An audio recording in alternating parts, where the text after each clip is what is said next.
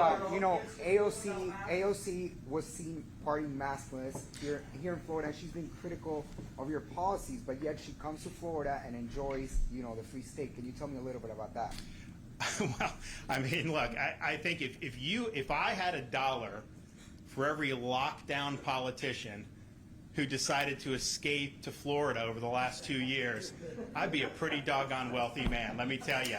I mean, Congress people, mayors, governors, I mean, you name it. And it's interesting, though, the reception that, that some of these folks will get in Florida, because I think a lot of Floridians say, wait a minute, you're bashing us because we're not doing your draconian policies, and yet we're the first place you want to flee to basically to be able to enjoy life. And so I'm not surprised to see that continue to happen. I could tell you, I mean, there are probably about a half dozen governors who had restrictions on their people and then were spotted at various points in Florida. Some of it's been public, some of it's not been public, but people tell me these things, and so these things are spotted, and so that's just the reality that we're dealing with.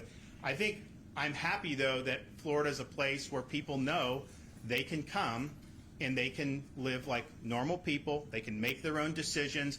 Fauci, again, he's railing against the restaurants.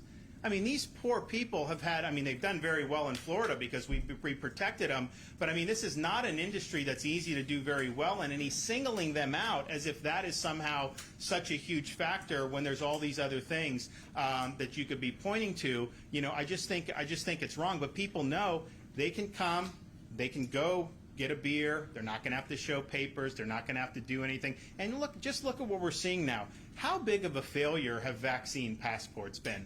Okay, if vaccine passports succeeded, you would not see a lot of the stuff that you're seeing in a lot of states that implemented them. And so all it served to do was discriminate against people based on an individual choice, create a two-tiered society. And yes, they are moving, like I said a couple months ago, they are moving to update that to say, in some parts, they're going to say you need a third shot to be able to do.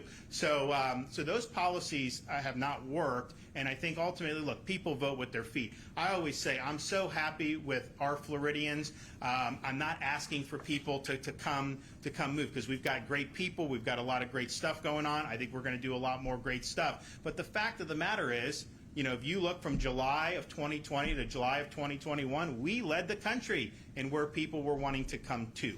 And I think that that's a result of protecting people's freedoms and making sure that we had a state worth living in.